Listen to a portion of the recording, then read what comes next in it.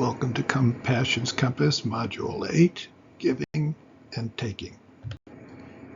In the 3 sets of contemplative skills in Compass, giving and taking is part of the central skills called core compassion skills, and it is a way of taking compassion and making it more resilient and increasing your compassionate courage. If you practice each of the previous modules, from the foundation practices of mindfulness to equanimity, gratitude, forgiveness, kindness, you've reached the stage where you're developing compassion, the wish to alleviate the suffering of yourself and others. Once that becomes something that you're used to, by applying giving and taking practice, you can make it more robust and, as I said, more resilient and increase your courage. Giving and taking is the 6th of the 8 core compassion skills. So what is giving and taking practice? It's a practice of imagining taking on the hardships of others and giving away your well-being to them. Giving and taking practice can help to counteract an excessive self-focus and self-centered fear. Also, it helps foster exposure, empowerment in the role of the helper. There are 4 steps that can help you prepare for giving and taking practice. First, recall that just like you, everyone wants to be happy, safe, and loved. No one wants to suffer. Recall the problems that come from only focusing on yourself. Think of the benefits that come from caring about others. For a moment, consider letting go of just thinking of yourself to consider the well-being of others. So what are some of the problems that come from only focusing on yourself? Research indicates that excessive self-focus is linked to dysphoric reactions to difficulties, poor problem-solving ability, heightened social anxiety, anger and aggression, relationship problems, less satisfaction, less well-being, poor stress regulation, coronary artery disease. It also has been linked to risk-taking behavior. In contrast, what are some of the benefits that come from caring about others? Research has indicated that caring about others stimulates the brain's pleasure pathways and makes you feel good when you do something that helps another person. Helping others is contagious, and it improves other people's lives. Compassion makes you a better, happier person. Compassion builds stronger social connections.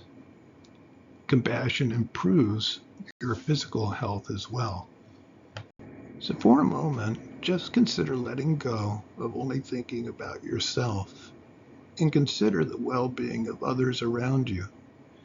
Compassion is associated with a sense of well-being and happiness. It's also associated with the release of endorphins and oxytocin. It causes better heart health. It improves medical outcomes. It shows a decrease in depression. It forges better social connections and relationships. It's a buffer against stress. It causes a lessening in anger and aggression. It increases cooperation and collaboration, and it will bring you more social support. So let's give it a try. Sitting comfortably, just notice your breath as it comes and goes from your nostrils. Notice if you're breathing a long breath or a short breath. Breathing in well-being, breathing out your stress. Noticing how your body feels, letting it settle. Notice your feelings, letting them settle as you breathe. focusing your awareness on your breath in the present moment, letting thoughts just come and go as they will, with your main focus being on your breath in the present moment. Consider how just like you want to be happy and you don't want even the slightest suffering, the same is true of everyone around you.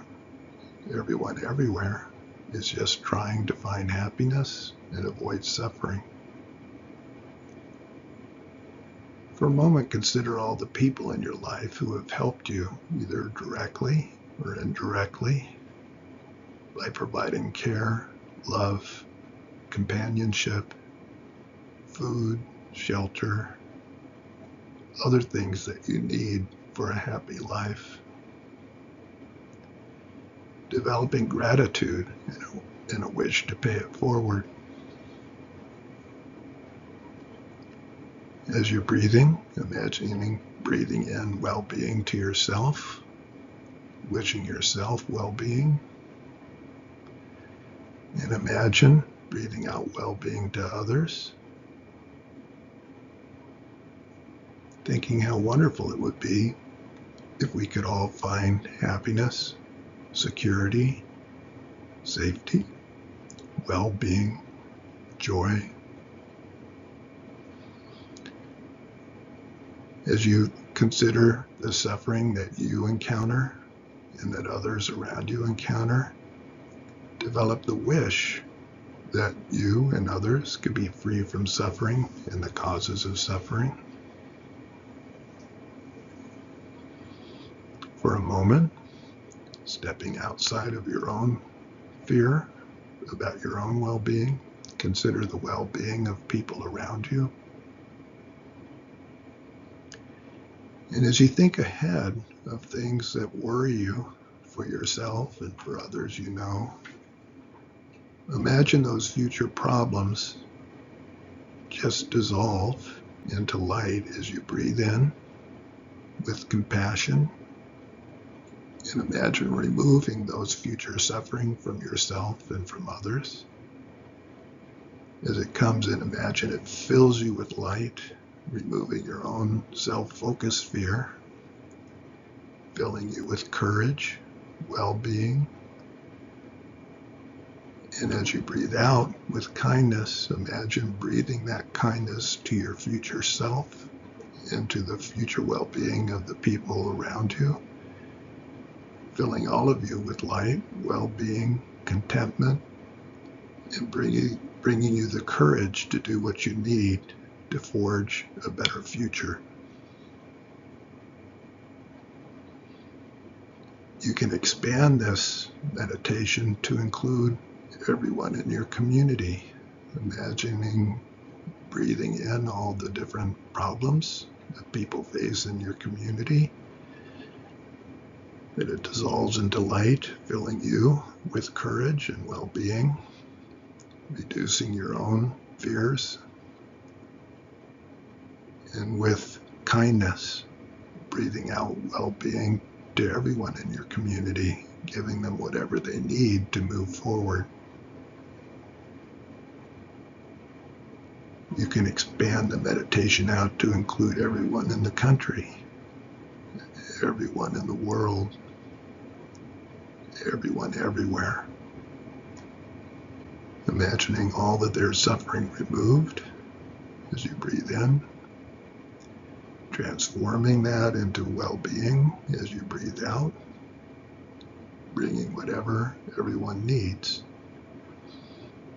And for a moment, just think how wonderful it would be if everyone could be free from suffering and if everyone can have temporal and ultimate well-being. Once you get used to giving and taking practice, you can bring it with you through all your activities whenever you're sensing stress in yourself or in people around you. It's a good way of staying connected instead of distancing when you feel discomfort. When you get used to giving and taking, as I said, it will fortify your compassionate courage. However, that's still a passive state. And so the next module in the Compass method is called activation, taking the passive state of compassion that you've developed up to now and turning it into real life engagement in real events to help others.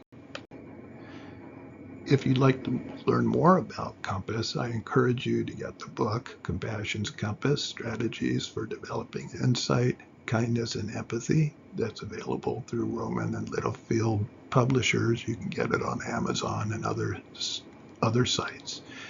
Also, you're welcome to visit the website, compassmethods.com, and there's a free mini course there that you can sign up for. And the Compass modules are also on that website.